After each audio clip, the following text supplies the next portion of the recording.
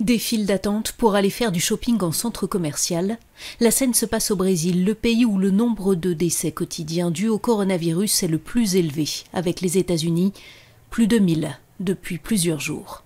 En 3 mois, ce sont plus de 25 000 morts qui ont été recensés. Dans l'état de Sao Paulo, principal foyer de l'épidémie, le gouverneur a tant bien que mal imposé le confinement, mais lundi, il sera assoupli. Nous allons surveiller l'évolution du processus jour après jour, dans le respect de la science et de la médecine, explique João Doria. Nous serons plus flexibles graduellement et partiellement selon les endroits. Mais si nous devons refaire un pas en arrière, si nous devons réinstaurer des mesures, nous n'hésiterons pas à le faire.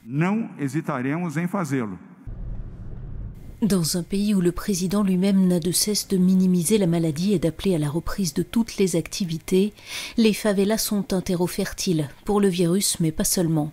Profitant du vide, les gangs étendent leur influence, comme ici à Tiradentes, dans la banlieue de Sao Paulo.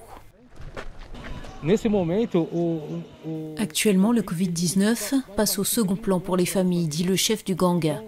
Elles n'y croiront que quand un membre de leur famille mourra de la maladie. C'est difficile pour elles de comprendre, et on entend beaucoup de choses, mais nous essayons de leur donner des informations, de combattre les fake news et de déplacer le discours du terrain politique vers le terrain de la rationalité qui parle aux locaux.